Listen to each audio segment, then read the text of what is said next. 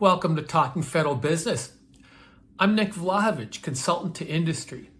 And today I'm going to share with you a great story about a $1.1 million award from the Department of Veterans Affairs, the VA, to me and my selling team when I was in the office furniture industry. Before I get into it though, if you could please click like, I'd really appreciate it. In fact, I'd appreciate it even more if you subscribe to my channel, and thanks in advance for both. Now, my objective on this VA project, in fact, on all my federal government projects, was to have a fighting chance to win. And what that means is I always wanted to make sure that I could compete on price. I worked for a company that provided a very high performance solution to the market, but it also had the high price point that went along with it. So I was always at risk at losing to a lower price point solution, but also that provided a lower performing solution that went along with it. So I always had two objectives in one, having to make sure that the client valued a high performance solution and that the statement of work that would go into the RFQ reflected that desire to have a high performance solution.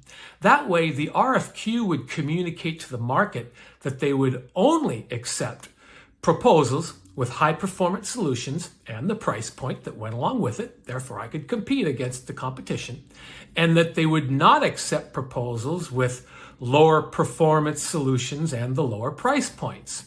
If I could get a statement of work shaped in that way so that the RFQ would communicate not just what the client wanted, but what I wanted, it would be mission accomplished for me. Okay, so here's how the whole thing went down.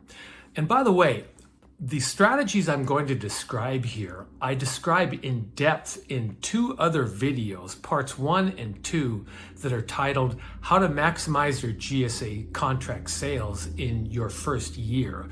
There are 10 total strategies, and I actually used 8 of them on this VA project I'm going to describe right here. But if you want to hear about them in depth, take a look at those videos, which are both in my channel. That'd be great.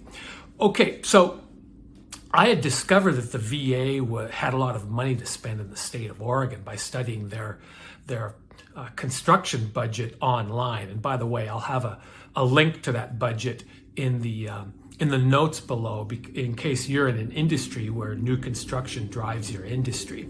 So that led me to the central VA healthcare system in Oregon, and I started talking to the second in command, the chief deputy at the hospital, system. Now, usually they won't talk to just a furniture person, but they will talk to somebody, and I positioned myself as someone who delivered on effective spaces that translated to better patient care. And that really comes down to understanding what business you're in. We weren't in the business of making furniture as much as we were in the business of helping our clients have more effective spaces, and in this case with the VA.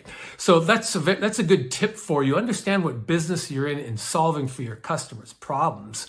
Well, after 8 of those meetings over about a year, the C-suiter let me know that they had a large outpatient clinic project in Eugene, Oregon, and that they would be buying over $1 million worth of furniture. Well, that led me to asking the 2 most important questions you need to ask on any federal government project. And by the way, I have a video on that as well, on these 2 questions, and they're also in the 2 parts 1 and 2 videos as well on the strategies. But those 2 questions are, who is developing the requirements for the furniture project, and who's doing the buy? 2 most important questions to ask. And if you get those answered and put on your Sherlock Holmes hat to seek those people out and ask all the right questions around those 2 answers, you will put yourself out ahead of 99% of your competition. Now, I knew that the contracting people in Boise, Idaho would probably be doing the buy, but I confirmed that with this chief deputy, and she confirmed it with me. And I also figured that the people developing the requirements would be an architectural firm because they usually have interior designers. And I confirmed that, correct, that would be the case. So eventually I was the first person in front of the interior designer team, I should say, who would develop the requirements for the furniture buy for the project. And it's very important to be in first, because when you're in first, especially when you're in front of people who have never developed requirements for a government project before, and that happens a lot because, well, it just does. It's been my experience. And when it does, those people need both education on what's in the industry, but that can help solve the problems for their clients, but they also need education on what the processes are that will translate ultimately to the RFP going out. And they want to work with knowledgeable people. And so what happens is if you're in first, you get measured against everybody else that comes in after you. And if you're good at what's your job, the people developing those requirements will tend to work with you more than everybody else. Though they'll tend to work with everybody, but they'll want to rely on one person. And what ended up happening was they relied on me more than anybody else. And why is that important? Well, what's important is I wanted to help those people shape the RFQ in a way that reflected the client's needs, but also if that client was had a need that had a high performance, valued high performance, I needed to make sure that those designers translated that need for high performance requirements properly into the RFQ so that I'd have a fighting chance to win. And what happens there is it's a form of art to make sure that your specification tools, and this is an important strategy, make sure that the tools you give your people developing the requirements are not proprietary in any way, because they cannot use proprietary specifications. And let me pause for a second and tell you what the objectives are of any specifications that you give someone who's developing requirements. There are three objectives. They've got to meet three audiences' needs. They've got to meet the needs of the end user, their functional needs. They've got to meet the needs of the person developing the requirements, so the end user's needs, but also their needs, whatever they are, that are higher level than what the end users are, because they're going to be, that's why they're the expert. And they've also got to meet the needs of the contracting people. They've got to meet the needs of the contracting people because they can't be overly restrictive, because there's got to be competition. The contracting people must have at least 3 proposals to review. If there's anything less than that, they could get protested, worst case, or at least just a lot of complaints, and that doesn't go over very well, because then their bosses get phone calls, the C-suiter gets phone calls, and not good for anybody. So I had to have performance-based specifications that weren't just performance-based, but were written properly. And I might just do a video on that specifically, but you can send me an email. My email address is in my channel, and we could work on those together in your industry. So I got them set up, and my next thing, once they were going on working with performance-based specifications and me educating them on the industry and the VA's processes, RFQ processes, then I had to get to the contracting people who would ultimately do the buy. Why do you want to get to the contracting people? The reason why you get to the contracting people is because every decision that is made on a federal government acquisition has a degree of subjectivity to it. And it's that degree of subjectivity is where you have the opportunity to sell. Now, that degree of subjectivity comes from FAR Part 1. Federal Acquisition Regulation Part 1 states that acquisition professionals are to use their best judgment in making their decisions. Makes sense.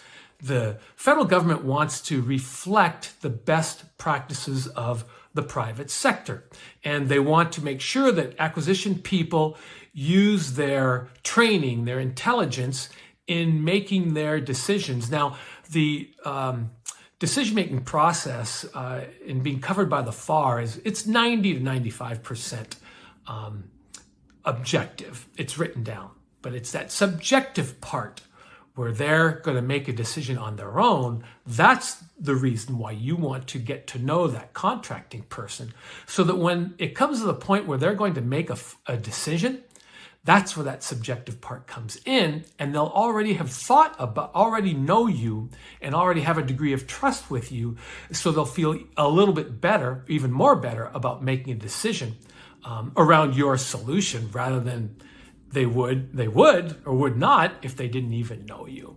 Now, here's the really great thing that happened. Her contracting office had a rule that they could not meet with vendors. So when I called her up, she told me, and I already knew that, but when I called her up and she told me that, I said, is there any rule against meeting on the phone? And when she said no, I knew I'd have an advantage over my competition there, because my competition, I knew, would just throw up their hands and say, well, nothing we can do here. But I knew that if I could have a phone conversation with her over time, I could build a relationship with her that way, because it'd be better than anything my competition would be able to do, which would be nothing. And that's exactly what happened. So I started my relationship building with her by giving her my capability statement. A federal capability statement is the most important tool, selling tool you can have. If you don't have one, you need to have one, and any government consultant can help you develop one, including this one here. So send me an email and we can get together and I can help you do that. But it's when you give one to a contracting officer or anybody in government, it tells them that you have a degree of competence in their world, because it's a tool that helps them do their job. So over the next probably about 18 months, I met with her many times over the phone, and what that did was it built trust with her, because she needed education around my industry in order for her to develop her own requirements about what she needed to know in order to be able to make an intelligent decision when it came decision-making time. Finally, the RFQ came out, and we had been monitoring all the government points of entry. That's an important strategy as well, because she didn't use the eBuy portal. She used FedBizOps, which was a forerunner to beta.sam. And so if you weren't a serious contender, you wouldn't be looking there, and we were. And ultimately, we were awarded the project. Why were we awarded the project? We were awarded the project for two reasons. We got in early with the people developing the requirements and built trust with them. And we got in early with the contracting person, and we developed trust with her. So that's it. That's how a $1.1 million project was won. And by the way, the contracting officer told me that 4 proposals were received. 4 committee members reviewed the proposals. She reviewed ours, and she made the recommendation to her team that they go with our proposal. And that's the decision they made. Great story, huh? If you have any stories like that, or if you have a result that turns out positive as a result of this video, I'd love to hear about it. So please send me an email or put something in the comments section. And I'd also really appreciate if you would like this video if you got something out of it. Thanks for joining. I'm Nick Vlahovic, Consultant to Industry.